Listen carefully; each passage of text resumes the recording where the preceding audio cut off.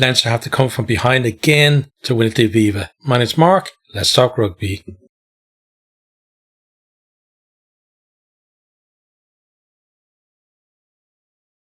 Before we get into the game, let me say that I thought, Edinburgh had an excellent performance today, and, they deserved to get something out of the game. Unfortunately, they didn't, but they start by winning a penalty at the first scrum, and they point to the post. Thompson pulls the kick across the post and misses to the right, but that, advantage in the scrum continues through pretty much the whole game. Edinburgh looking really strong in that facet.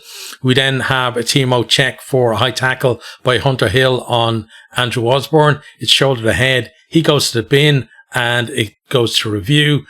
Should stay a yellow looking at that, as there's mitigation because there's a second Edinburgh tackler involved. Leinster then up the line from the penalty. They get a maul wrangling, win another penalty, go to the corner. Edinburgh sacked the lifter, so it's another penalty. Then Leinster battering away at the line before Deegan gets over to score, converted for 7 points to 0. We then hear that the yellow card will stay a yellow card, and as I said, that was pretty fair. Leinster then up the line from a penalty. They go one out runners from the line out, and then they go back wide as Tector drifts between two defenders and over, but there's a forward pass in the build-up, no try. Really good play from him though there, and he's playing at 10 today as well, and I thought he did really well.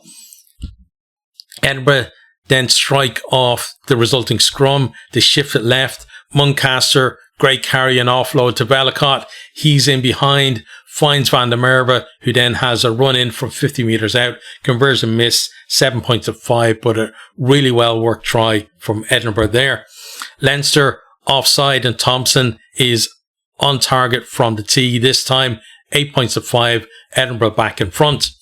Leinster with a chance as Edinburgh knock on from the restart, but then Edinburgh win another penalty at the scrum and they're able to clear.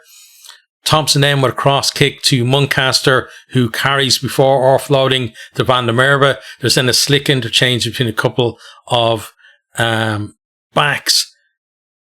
Then Muncaster back involved, running for the corner. He's chased down by Kenny, offloads from the floor to Velicott, then onto Thompson, who gets it down in the corner. Amazing play from them. Like, just the interplay is brilliant to watch. We have a TMO check though for a possible obstruction and foot in touch. On field is a try, but there is an obstruction from Hill on Deegan. No try, but fantastic play from both teams there. Like, Edinburgh absolutely brilliant in their interplay, keeping the ball alive. Leinster, that scramble defence, really getting back very well there. And yeah, just one of those passages of play where you just kind of forget who you're cheering for and just enjoy the rugby. It was just so good. Edinburgh then not rolling. Leinster kicked the 10 metres out, but when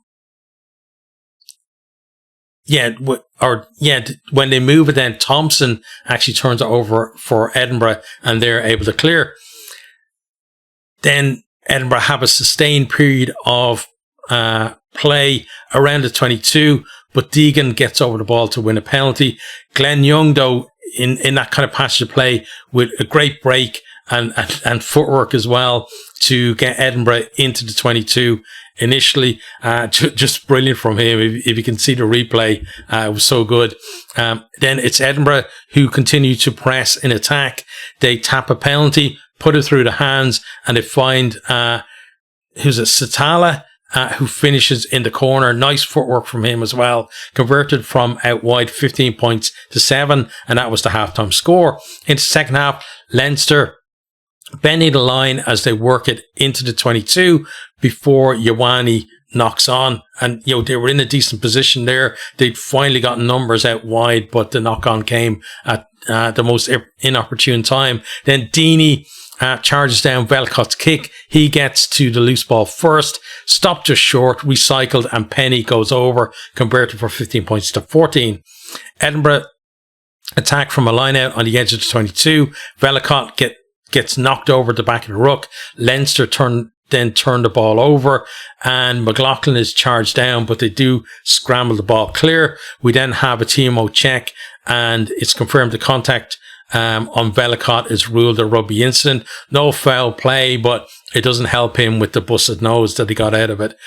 Leinster now applying pressure with ball in hand. They force a couple of pens for no release and off feet. Leinster then point to the post.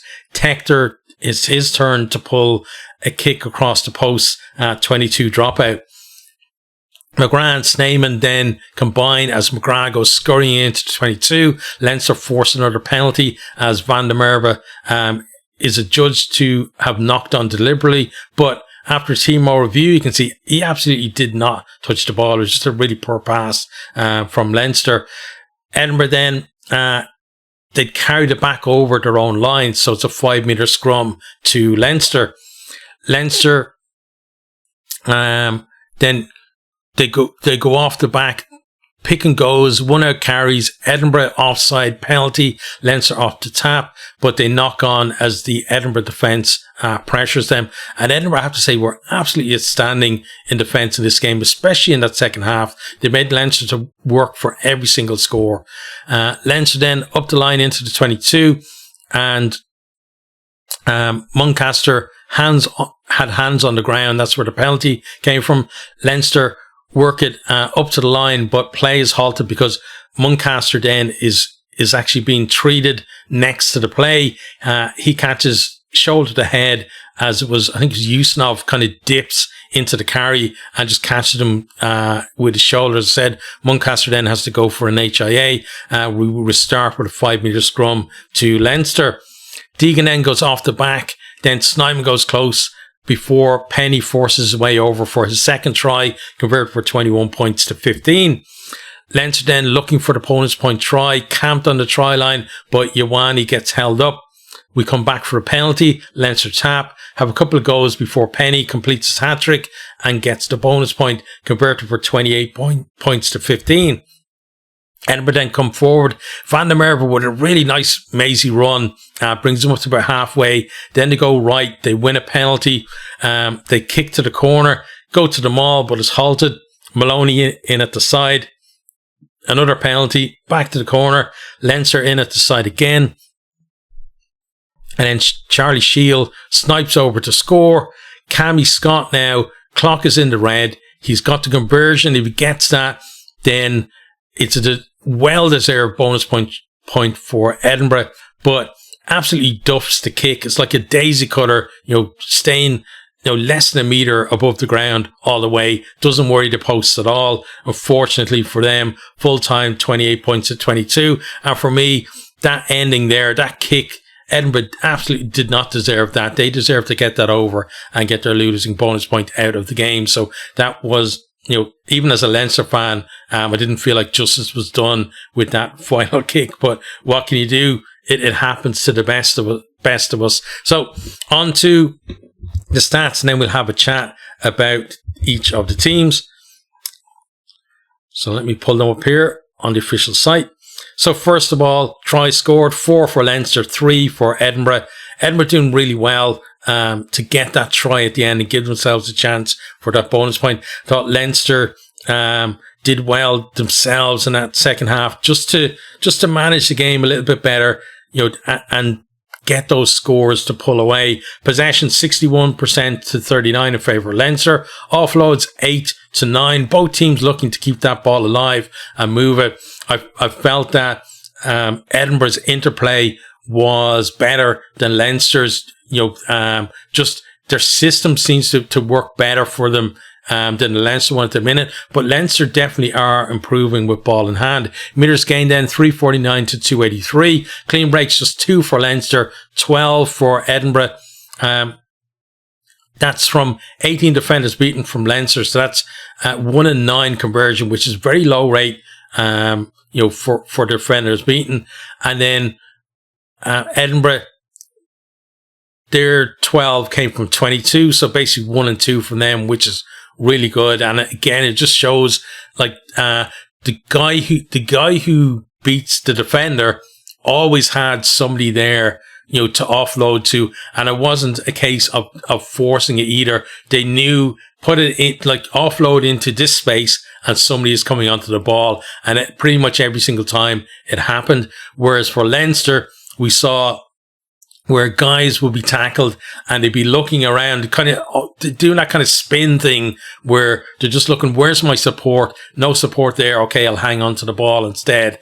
And that's one thing Leinster definitely have to improve on, and something that they can learn from Edinburgh on is that support for the ball carrier and that, anticipation that they are going to break the line, and where are you going to be then, once they get tackled for that offload, because if you can make that work, you're going to get more clean breaks and you're going to be able to score more tries from open play. Next then onto territory, and like the heading is defence, but I've given up calling it defence because they've stopped putting the tackle stats in, so it's stupid.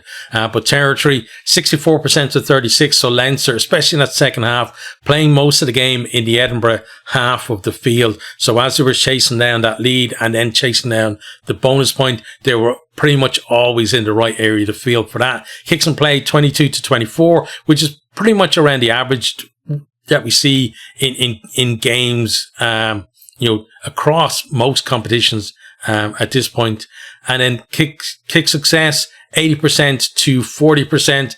And, for Edinburgh, just tick that up a little bit more and get that last conversion to get your bonus points. It's still like, I'm a Leinster fan, I'm not even an Edinburgh fan, and I feel really bad about it. But kick meters then, 550 to 677. So that tells you like Leinster, kicking just over, or actually, no, it's right on 25 meters, and 25 meters is kind of the cutoff between, putting up mostly contestables and going long. So they had a mix of kicks. And in Edinburgh with 677 meters, they're averaging longer. So they were kicking to try and get into territory, try and turn that Leinster defence as well and put pressure on that way. Kicks retained then 2 for Leinster, 3 for Edinburgh. Onto set piece then, lineouts. Leinster 12 from 13 for 92% is very good. Edinburgh 13 from 13, excellent, 100% for them. And 1 line-out steal as well for Edinburgh, which is obviously that one that Leinster lost. Onto the scrum then, Leinster 4 from 5 for 80%, and Edinburgh 7 from 7 for 100%, but it doesn't tell the whole story. As I said, for the most part, Edinburgh on top in the scrum, putting pressure, whether it was their put in or not, like they're putting a lot of pressure on there. And yeah, that's one facet that really went well for them. Okay, so let's talk about the teams. We start with Edinburgh. Great start to the game. Some brilliant play, especially from broken field, and some inventive attacking as well. Really good cross kick. That one over to Muncaster was brilliant, especially because it was in their own half, and it was got them on the edge, and like against that Leinster defence, the edge is where you want to get the ball, because that's where the space is going to be for you. And how Edinburgh did really well getting it out there and then exploiting it, and that's where the scores were coming from. Also, defence on the line, I thought, was absolutely brilliant from them. It wasn't enough to keep Leinster out, but they absolutely made Leinster work for it. And it's one of those ones where on another day, having defended for that many phases on the line, there would have been an error that came from Leinster as they tried to maybe overcomplicate things, trying to get over, but it didn't happen for them today. But I don't think you can really blame their defence. It was just a case of, just attritional, and eventually Leinster were getting over, because, at times Edinburgh, just that pressure from the Leinster attack, they might be coming offside, and then you've got the penalty advantage. It just makes it easier for the attacker. But again, I thought that overall the defence was really good here. And then the other thing for me is tempo in the game, keeping that tempo up, not letting Leinster kind of settle into rhythms. I thought they did that really well. So, it's a defeat and there's no bonus point out of it either, but the performance is certainly better than, what they've reaped out of the game. So that's something to take from here. For Leinster then, both teams affected by, players away with their national squads, but I think, I think it's fair to say that Leinster more affected, and we had, a lot of players making debuts or first starts and stuff like that. So I thought for the team that they put out, they did well, especially, going in at halftime, 8-point deficit. Second half then, they started to work on that, get themselves in better positions, and also just that patience on the line, because again, that Edinburgh defence was excellent. And I think, earlier on in the season, Leinster probably don't win this game because we saw them earlier in the season not having the patience that they had today. And there would have been, maybe a crossfield kick that wasn't on, or going out to the backs when it wasn't on. And then you get that where the defence floods up, and instead of being on the line now, you're maybe 10 metres back, you're on the back foot, and maybe they get over the ball. I thought the poaching for Edinburgh was excellent, and that was one of the dangers for them with that. But they stayed patient. The forwards kept it in there, and they got over. You got to give a lot of credit though to Scott Penny, like getting over for a hat-trick in the game as well. I thought Tector went well at 10, and I thought a lot of the guys in the back line, like who were making, first starts and things like that, looked pretty good as well in there, and that's certainly good for the future. But with Leinster, the thing is, guys can come around at this time and they can be playing great, and then, they might kind of disappear almost for the rest of the season, because all of those guys are going to come back after the Six Nations. And then the scramble for places is just so difficult. But I thought, Tector has been, I think, excellent for Leinster for the past few seasons. He's been playing 12 today, or sorry, not today, 10 today, 12 this season mostly for Leinster. And I thought he looked really good there. He looked decent at 10 today as well. But he's a guy who's been around the squad and been showing his talent for a while. But there's such a queue, to actually get a regular start there that, for me, something has to change for a talent like that to be able to get him more regular starts in bigger games as well. And whether that's, maybe changing the pecking order in Leinster to allow that to happen, or he maybe moves on to another province. I don't know what the answer is. Again, as a Leinster fan, you might think, I want him to stay at Leinster. But for me, I'd be happy with him going away to another province if it means that he's going to realise the potential that he has. I'd rather that. I don't want to see a guy like that sitting in the stands when it's Champions Cup weekend or wherever. I want him to be at another province where he can play week in, week out and really develop. So let's see what happens with that. But, if it happens for Leinster, absolutely brilliant. But if not, for me, he has to move somewhere else where it can happen for him, because he's too good of a player, I think, to be sitting in the stands when the big games are happening. Ruben Maloney and Kieran Mangan, I thought, did really well in, for players who don't play week in, week out. Like, I think Maloney was his first start, brilliant on the left wing. Mangan, beside Ioane in the centres there, and Mangan looked the better of the pair, honestly. Kenny on the wing has been sensational this season. He had to go off though, so hopefully, he's going to be okay there. And then off the bench, we had guys coming on as well, like Will Connors, who is rumoured to be moving over to Connacht with Frawley for next season. I think that'd be brilliant for him, because he's another kind of forgotten guy there. I thought Hugo McLaughlin did well when he come on for Kenny as well on the wing.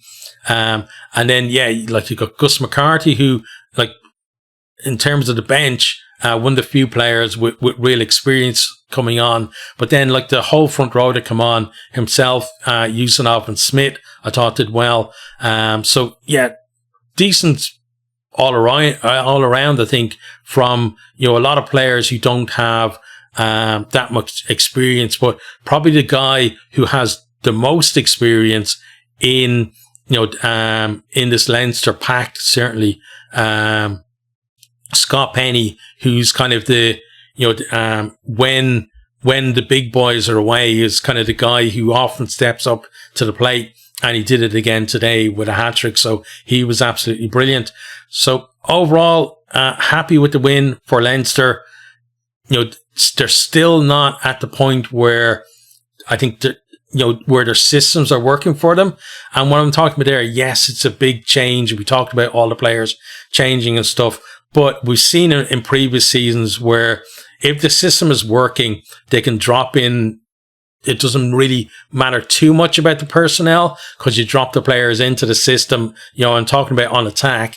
And then you're still, the lines that are being run and the shapes, etc., and the options are still there, and it generally works even if they change a lot of players. There's still a lot of work to be done on that, and we're very late in the season, you know, for it to start clicking as well. So it's going to be interesting to see now, because obviously there's kind of the break for the Six Nations. Those players from the Six Nations then are going to come back in.